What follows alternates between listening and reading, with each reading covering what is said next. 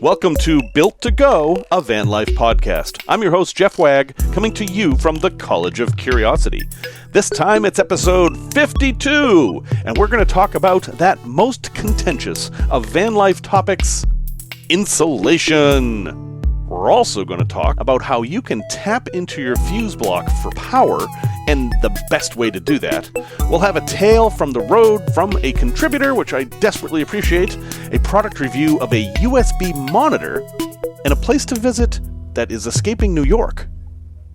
Hello everyone, thanks for joining me once again. Here we are with episode 52, and this is the very last episode that I will be recording in College of Curiosity Studios. That is the basement of my house, because as you are listening to this, I am in the process of moving to the sausage murder factory. That's a long story. At any rate, I have been putting off talking about insulation because it is so contentious. And I have actually found out a little bit about why it's so contentious, and I'll address that here. But before we get into the different kinds of insulations and their pros and cons, we have to take a step back and do what Einstein suggested, which is ask the simple questions. And one of those is, what is insulation? The answer is not as simple as you might think. You might think, oh, insulation is this stuff that keeps you warm or keeps you cool. And no, yes, but the concept is better explained like this. If you have a container and it is a different temperature from the environment around it, eventually it's going to equalize. It's going to become the same temperature as the world around it. That's true for homes, it's true for people, it's true for vehicles. What insulation does is it slows that process. That's it. That's all insulation does. Insulation in a cooler slows the process of heat getting into the cooler and melting the ice. Insulation in a van slows the process of heat from the outside getting into the van, or heat from the inside of the van getting out to the cold winter air. Now, if you think of insulation that way, which is the correct way, a lot of stuff becomes clear, and yet not so clear. Because you see, the environment's temperature doesn't stay the same all the time, and that complicates things. Let me explain. There are a lot of people who recommend that if you live in a hot climate, or you're going to be using your van in a hot climate mostly, that you don't add insulation. And you might think, well, that's crazy. It's hot. I have to keep the heat out of my van. Well, the argument is that that is a losing battle. Because the problem of air conditioning is so hard, you actually are not going to be able to significantly reduce the amount of heat coming into your van. I mean, sure, you can do some basic things like have a white van, and you can put reflectix on the windows, which we will talk about some more. But basically, you're going to lose. And if you insulate heavily, it may take you longer to lose, but when you lose, you're going to stay lost for a longer time. Because if you think about it, in the evening, when it starts to cool off, your van's insulation is going to keep the heat in the van longer. It's going to be harder to cool your van off. And I have actually experienced this. My van has a good amount of insulation, and when I go out in the summer, I notice that as the temperature drops off, my van's temperature stays at least 10 degrees warmer than it is outside. And that's not just from my body heat. I've measured it without me being in the van. It does take a while for that heat to escape from the van. So in a hot environment, having no insulation may be the way to go, because you'll be able to get rid of that heat very quickly. The metal skin of your van wants to radiate that heat off. So that's something to consider. Now, in cold climates, insulation is important not to keep the heat in the van, but to keep condensation from forming on the inside of your van. The real problem is that you are going to be in the van in hot, moist air, especially if you're burning propane or butane. Just your breathing releases liters of water a day into the air. That moist air will hit anything cold and instantly turn into water and drip down the sides of your van and potentially freeze. Insulation will prevent that, but insulation in a van may not be necessary if you have a good heating system, because it's actually very easy to overwhelm that change in temperature with heat. So that's where we're starting. Insulation is good, but it's also a problem, and it's important to know what you're trying to accomplish and how you're going to be using your van. You would insulate a van differently if it's going to be always in the sun or always in the cold. And your heating system will impact how you insulate the van. If you're going to have a minimal heating system, you're going to want more insulation for using it in the winter. But if you've got a big 8 kilowatt diesel heater in there, you're going to overwhelm the cold with that heater. You're probably going to be opening a window to let some heat out. Insulation's a little bit less important in that circumstance. That's the conceptual stuff. So let's talk about some pros and cons of some common insulations that you can run into. First, let's get rid of fiberglass right away. Fiberglass is what's most often used in homes. It's in your attic. It's that itchy stuff, often pink. The Pink Panther used to advertise it. It's fairly cheap to buy. It's fairly easy to install, except it releases particles that make you very itchy. But it's terrible for vans, and the reason is that it sucks up moisture and doesn't let it go. It is not suitable for van life. Not only that, it can release little particles even while it's in the walls. Just skip it. Fiberglass, no good. Gone. Okay? That was an easy one. That's basically all con. All right, I'll give it a couple of pros. And in fact, they do use it in RVs in some cases. Pros of fiberglass are that it's cheap and it has a pretty good R value. If you're listening to my show and you actually care about my advice, don't use fiberglass. But don't get fiberglass mixed up with rock wool. Rock wool, also called mineral wool, also called slag wool, looks like fiberglass, but it's different. It's not made out of glass. It's actually made out of minerals that are superheated and melted and then made into strings. Similar process to fiberglass, but the resulting product is much better. It doesn't break the same way fiberglass does, and it releases far fewer particles. Yeah, you still might get itchy installing it, but the big thing is that it doesn't have the same problem with water that fiberglass does. It can get wet, but it'll simply dry out. It doesn't harbor mold or anything like that. I use rock wool in my van in places where I couldn't put other things. It's nice because you can cut it to exactly the shape you want and put it in, and I think it's fine. It has a very good R value, and it also has a really good sound deadening value. So rock wool is something to consider.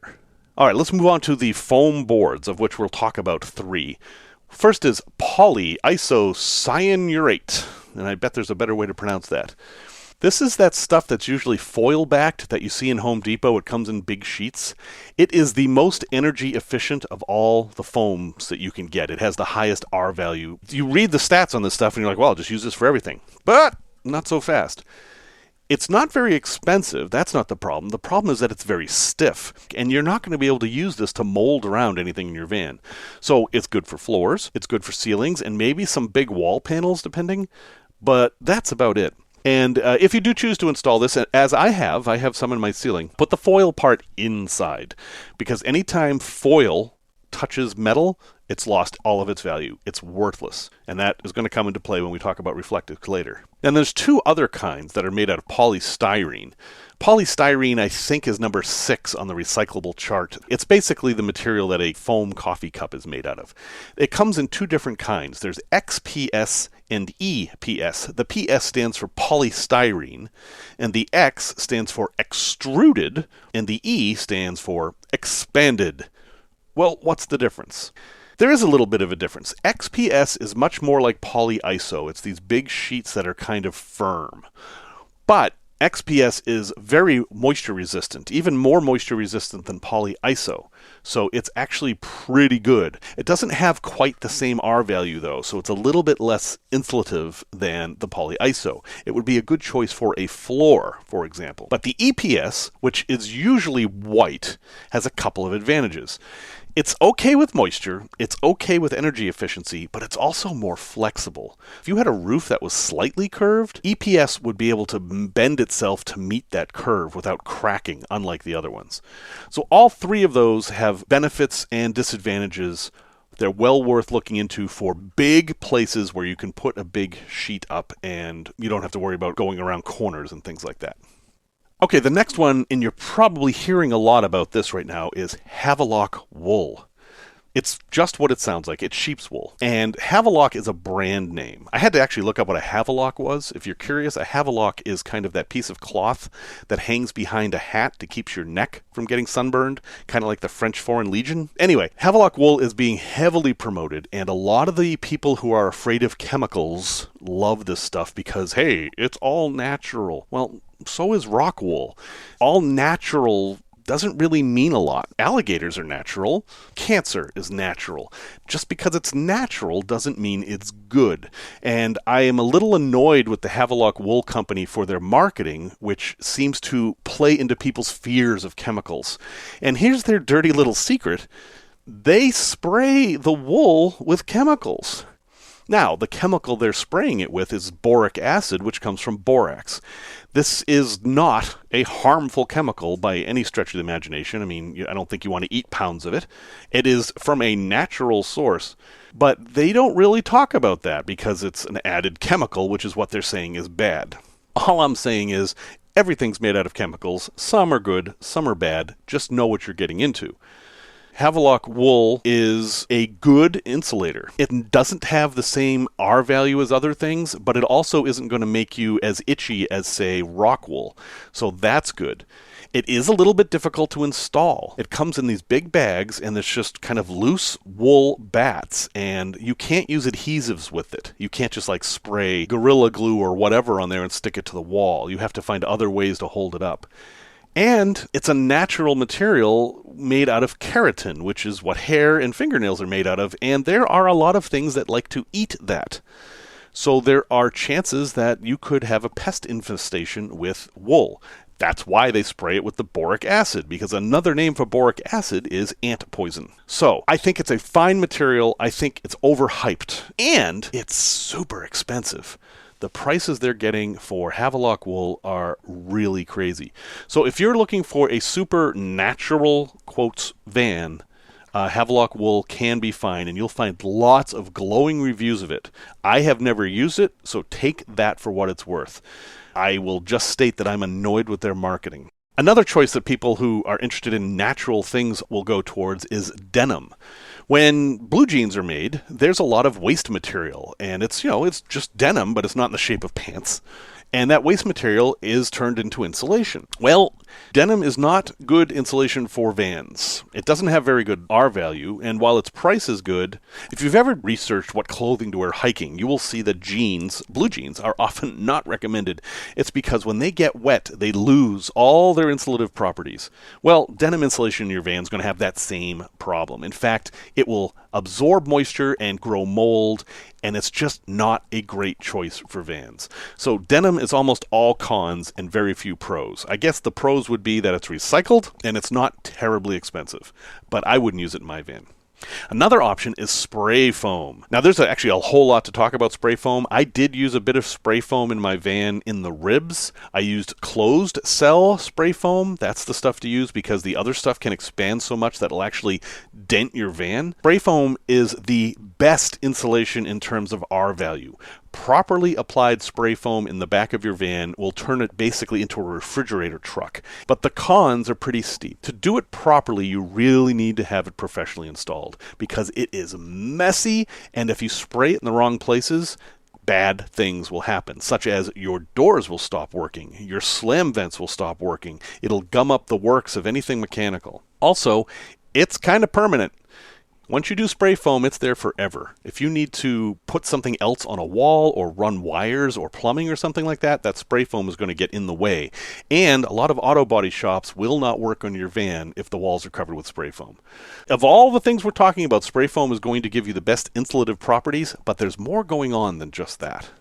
Another popular option is Thinsulate, and you may have encountered Thinsulate because it's popular to use in gloves and coats, and it's exactly what it sounds like. It's a thin insulation. That is, it has a high R value for its thickness. I will probably use Thinsulate in my next van, and the reason is that it is so easy to work with. It basically comes in rolls that are these puffy pieces of fabric, and you can glue them to your walls, and that's it. You can cut around shapes very easily. It doesn't have fibers that are going to get anywhere, and it has pretty good properties for sound insulation and heat insulation. Thinsulate is often compared with Havelock wool And in my opinion, it wins when you consider all the factors. So Thinsulate you can get on Amazon or whatever. It's not so commonly found at Home Depot or the big box stores. But I'm thinking my next van is going to be mostly Thinsulate. Now, if you do a lot of research on this, you might encounter something called recycled plastic insulation. This seems to be something that's only in Europe and Australia, but not in the US. I have never seen it here. It sounds like it has some good properties. A lot of people are using it, but I've just never seen it in the US. So if you know a place to get it in the US, let me know and I can do a separate review of that. And last, the most contentious of all, Reflectix. Reflectix is bubble wrap with a thin layer of aluminum on each side that's embedded to plastic. It's crinkly, it's kind of space age looking, and if you read the package, it looks like it's the best thing ever. Huge R values and very flexible, and it'll fit everywhere, and it requires you to understand a little bit about heat works. Reflectix is an excellent insulator against radiant heat. That is, if you were to go outside and put a piece of Reflectix between you and the sun, it would do a great job of blocking the sun. But conductive heat, that is heat where two objects touch each other and transfer heat, Reflectix is terrible at that. It's in fact nearly non-existent. So here's what you do with Reflectix. You put it on your windows. It is great at windows, and you can cover it with fabric, but as soon as it touches metal, it's about the same as putting bubble wrap up. Now that said, this is where I'm going to get in trouble. Reflectix will help prevent condensation. Doesn't do it as well as other things, but if you cover the entire inside of your van with Reflectix, which a lot of people have done, it will reduce condensation because it will keep that inner surface just warm enough that it won't get cold enough to condense water. I feel dirty saying that, but it is true. I do have some Reflectix in my van, only because I had some laying around. That's about as deep as I want to go into insulation this time.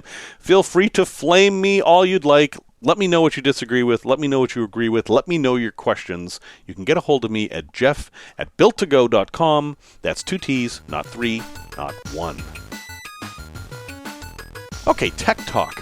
Let's say you want to add something electrical to your van that runs off of 12 volts, and you want it to run off of the engine battery. So this could be a CB radio, or some extra lights, or another 12-volt socket, anything like that. Where do you get the power from? Well, the best place is from the fuse block. All vehicles have at least one fuse block, and most have more than one. But nearly always there is one inside the vehicle.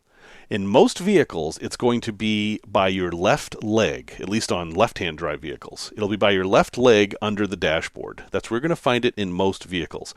Some older Dodge vans had it above the glove compartment. Some Mercedes vehicles have it only under the hood. I've even seen them under the back seats. It depends on your vehicle. But you will figure that out. Here's what you need to know about tapping off the fuse block.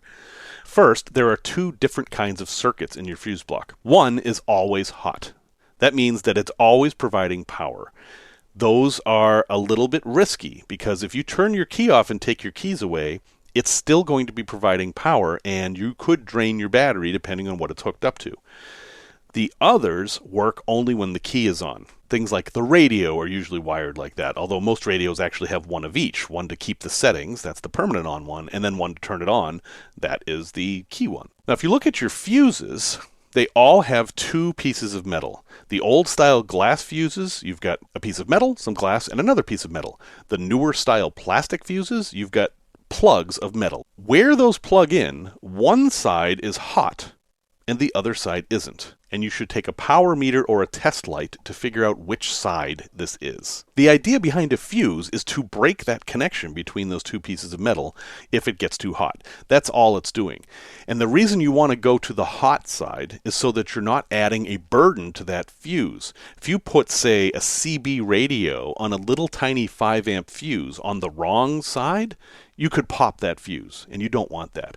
What you want to do is tap off of the hot side and add another fuse that is properly rated for your device. That's it. And they do sell little clips that will go in there to make this easy for you, and you can just put on a terminal. Obviously, I have not given you the complete picture in a podcast because a lot of this is visual, but that's the concept, and now you have enough information to go search out how to do this on your own. There are some caveats here. You don't want to do this with high power things. Anything that's super high power, like a refrigerator or anything that heats up, you want to go probably directly to the battery for those things. But for just electronic accessories like Alexas or GPSs or things like that, this is a tried and true and proper way to tap into your fuse block. I found an app that makes it dead simple to buy and sell stocks, even if you don't know what you're doing. And that app is Robinhood. I've used it for years without a hitch. No contracts, no hidden fees, no gotchas. When you open your account, they give you a free stock. That's right, one share of a publicly traded company will be yours. It could be a big name like Apple or Google, but more likely it'll be a smaller stock like Zynga or Sirius. And they'll give me a stock too, which helps keep the show going. There's a link in the show notes, but the URL to give it a try is join.robinhood.com/JeffW118. If you decide it's not for you, sell the stock, keep the money, and close your account. Easy peasy. I promise to only promote products that I use and trust, and Robinhood is one. If you have a different experience, please let me know, and thanks for giving it a look.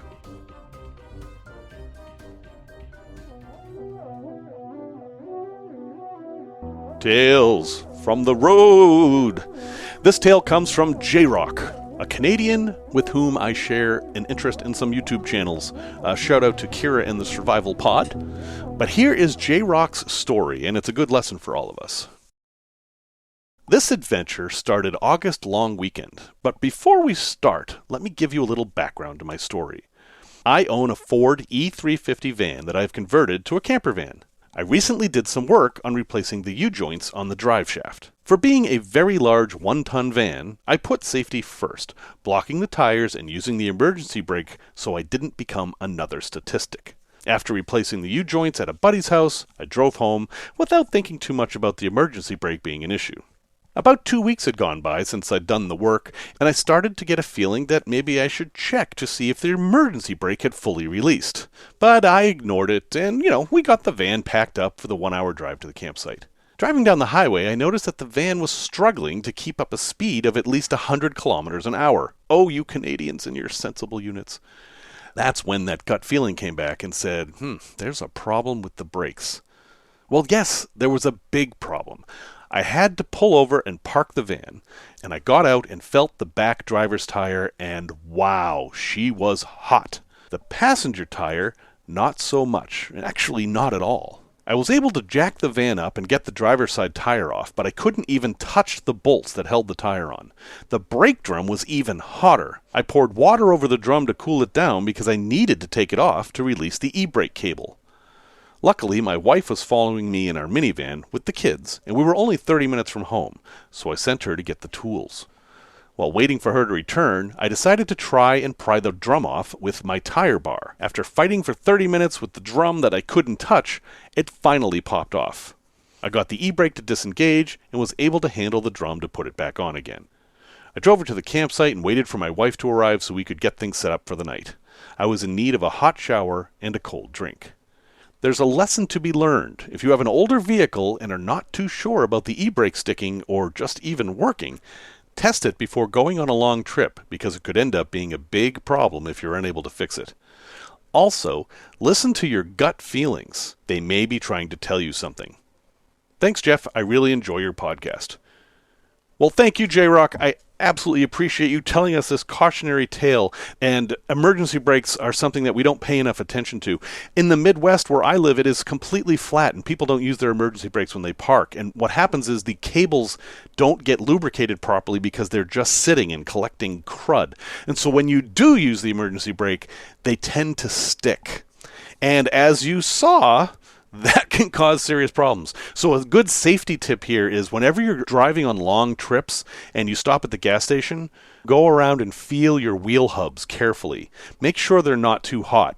If you have a wheel hub that's super hot, like J-Rock's was, you know you've got a brake problem. And it's better that you find out about that at a gas station than on the road when you start having smoke coming out of the back of your rig. If you have a tale from the road that you'd like to share with everyone, please send it to me either as an audio file or as a text file. I'm happy to work with you, and we will get it on the air. Let's do a product review of something that's not specifically van related, but is actually van related. I'll explain. One of the hard things for me when I'm in the van is working. You know, I have an office.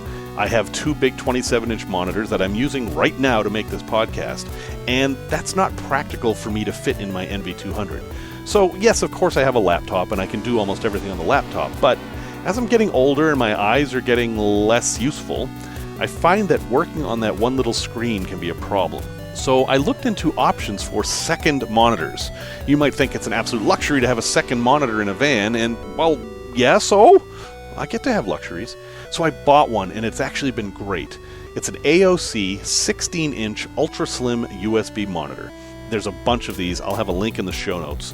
The one I got doesn't require any power. You simply plug it into the USB port and boom, you've got a second monitor that you can use to mirror your existing monitor or to be its own separate monitor, which is how I use it. Honestly, the thing's great. It just works.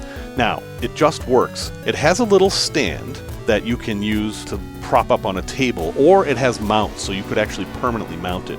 In my van, I just use the stand, and when I'm done with it, I put it away out of sight. Honestly, it is perfectly exactly what you want in van life. It doesn't draw that much power, and it's not the gigantic, most best resolution in the world, but that's not what I'm after. I just want 2 screens so I can, say, see how the audio is recording and also read my notes.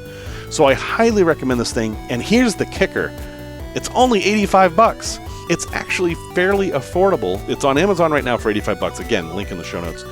Definitely something to consider if you need another monitor. This would also work with if you just had a Mac Mini or something like that. One note, installing the drivers for the Mac was difficult. There are a number of drivers that look like they're the right drivers, but aren't. So before you use this thing, make sure you find the correct instructions and install it at home, because otherwise you could end up with a very unhappy computer. And if you have any questions about that, feel free to get in touch with me, because I've gone through it. I understand it's much easier on the PC side. So that's the AOC 16-inch ultra slim USB monitor, a great solution for people who need another monitor in their van. Okay, a place to visit. You know the Route 66 song, right? It goes through St. Louis, down through Missouri, Oklahoma City, etc., etc., etc. Well, there's a couple of things missing from the song.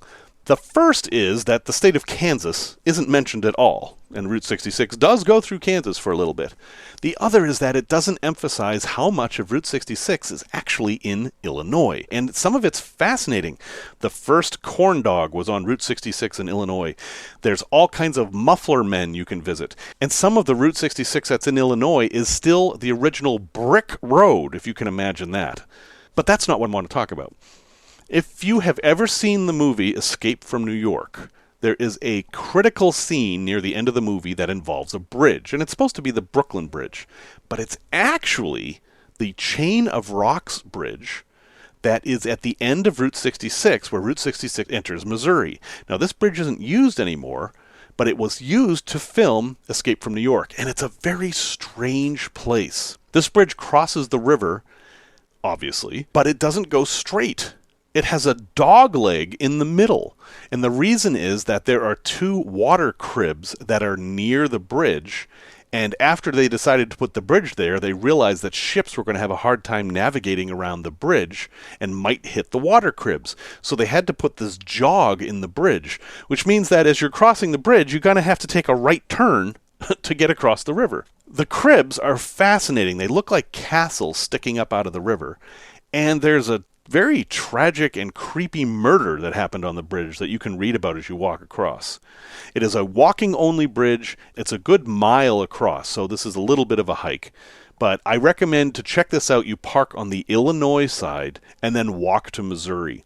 It's a fascinating couple of hours. You get to see some amazing views, all kinds of opportunities to take pictures, and including wildlife photos because there's a lot of bald eagles around there. So that is the Chain of Rocks Bridge, crossing between Illinois and Missouri. So I've got a resource recommendation for you, and I will admit I used that resource today to help with the installation part of this, and that is faroutride.com. Faroutride.com is a website by a couple who are doing van life and have been doing it for years, and they have basically laid out everything you could want to know on a website. I mean, you can stop listening to this podcast forever and just go to their website and see everything you'd want to see. I wish you wouldn't, but you could. At any rate, it is a great resource if you want to see charts comparing things, get real-world information on products that are used in van life, and hear a few stories from them. So, if you're looking for a good, reliable source for van life information on the web, definitely give faroutride.com a look. Thanks for listening to this episode 52. I truly appreciate you being here. Music, as always, was by Simon Wagg, and I just got a piece of email that I can't wait to share with you next week on helping women overcome some of the problems that men don't have in vans. So stay tuned for that. Until next time, remember, not all those who wander are lost, but some of them sure as hell are.